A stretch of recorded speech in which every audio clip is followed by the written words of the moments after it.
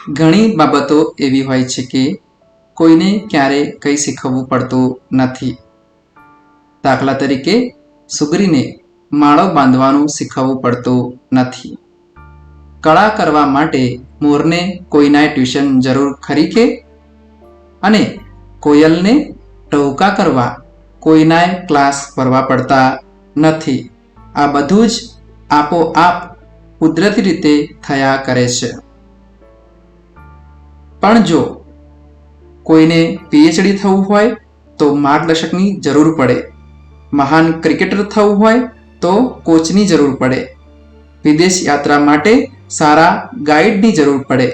વૈજ્ઞાનિક, ચિત્રકાર, professor, officer, સૈનિક વગેરે બનવા માટે નિયત કરેલી શૈક્ષણિક લાયકાત પ્રાપ્ત કરવા જે તે અભ્યાસક્રમની પદવી મેળવવા માટે નિશાળ, સ્કૂલ કે કોલેજ તો જવું જ પડશે.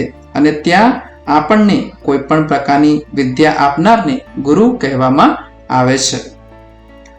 ગુરુ શબ્દ ભાષાની દ્રષ્ટિએ બહુ મોટું, ભારે, દીર્ઘ, શિક્ષક, આચાર્ય, બૃહસ્પતિ, સક્ષમ આવડતવાળી વ્યક્તિ એવા ઘણા બધા અર્થ થાય છે.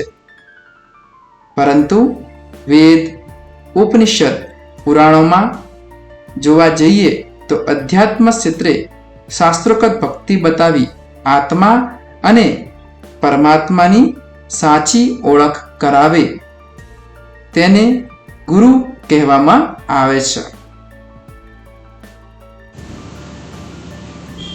ગુરુ એટલે શું? ઘણા બધા મહાનુભાવોએ ગુરુની વ્યાખ્યા કંઈક આ રીતે આપી છે. રમણ મહર્ષિએ કહ્યું છે કે ઈશ્વરના દર્શન કરવા માટે ગુરુ કૃપા જોઈએ. જ્યારે ચાણક્ય કહે છે કે એક અક્ષરનો પણ જો ગુરુએ બોધ આપ્યો હોય તો આ પૃથ્વી ઉપર ગુરુ ઋણમાંથી મુક્ત થઈ શકાય તેવી કોઈ વસ્તુ જ નથી.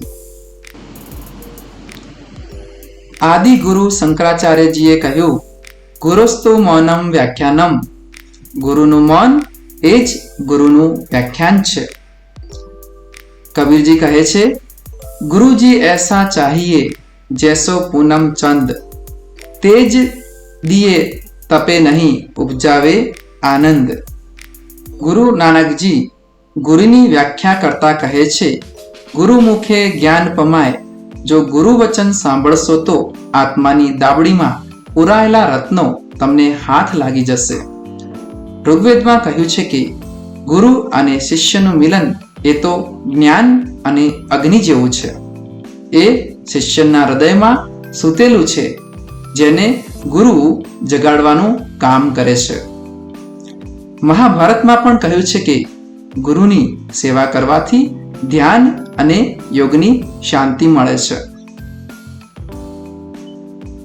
પરંતુ સાવધાન, ઉપર જણાવેલી વ્યાખ્યા મુજબના ગુરુ મળી જાય તો બેડો પાર.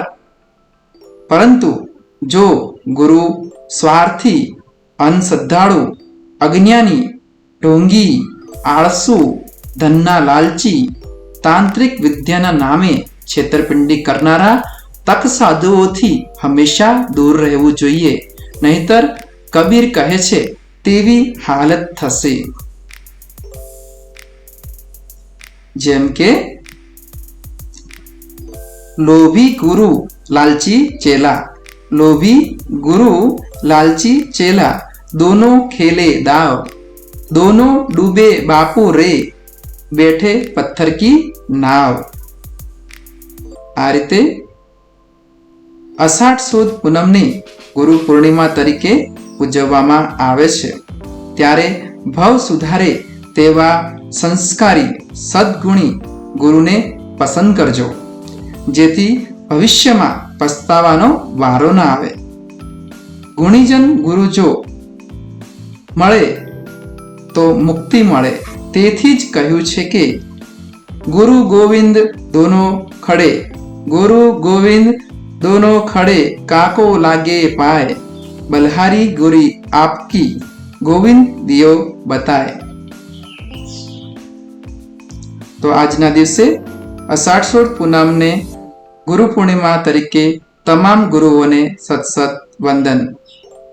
આભાર.